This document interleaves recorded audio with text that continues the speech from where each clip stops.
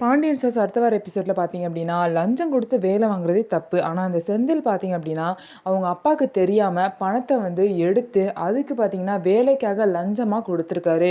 இந்த விஷயம் இது வரைக்குமே பாண்டியனுக்கு தெரியல. ஆனால் பாண்டியனுக்கு தெரிகிற மாதிரி செந்தில் நல்லா வசமாக பாண்டியன் கிட்ட சிக்கிற மாதிரி ஒரு விஷயம் தான் இப்போ நடந்துருச்சு.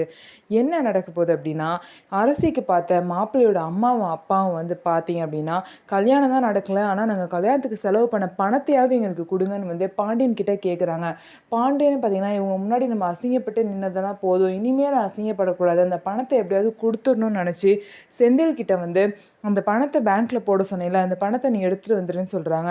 செந்தில் பார்த்தீங்க அப்படின்னா என்ன பண்றதுனே தெரியாம முழிச்சுட்டு கதிர்கிட்ட எல்லா விஷயத்தையும் சொல்றாங்க. கதிர் பார்த்தீங்கன்னா இப்போ எப்படி வேற பணத்தை ரெடி பண்றதுன்னு தெரியாம அவங்க ரெண்டு பேருமே பார்த்தீங்கன்னா முழிச்சிட்டு இருக்காங்க. இன்னொரு சைடு வந்து மீனாவும் ரொம்பவே வந்து பதட்டத்திலையும் பயத்திலையும் இருக்காங்க.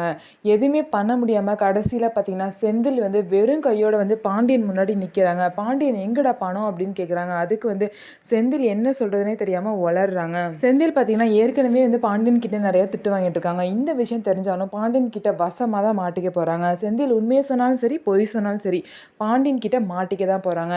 இதே பாண்டியனுக்கு உண்மை தெரிஞ்சாலும் மீனா மேலேயும் தப்பான ஒரு எண்ணம் வரும். ஏன் அப்படின்னா மீனாவுக்கு பார்த்தீங்கன்னா இந்த விஷயம் தெரிஞ்சு பாண்டியன் கிட்ட சொல்லாமல் மறைச்சு வச்சிருக்காங்க. இது எல்லாமே பார்த்தீங்கன்னா செந்தில்னால தான். நீங்கள் என்ன நினைக்கிறீங்க? செந்தில் உண்மையை சொல்லுவாரா இல்லை மறைச்சிருவாரா? அதுக்கு மீனாவும் சப்போர்ட் பண்ணுவாங்களா என்ன அப்படிங்கிறத நீங்கள் கமெண்ட்ஸில் சொல்லுங்கள்.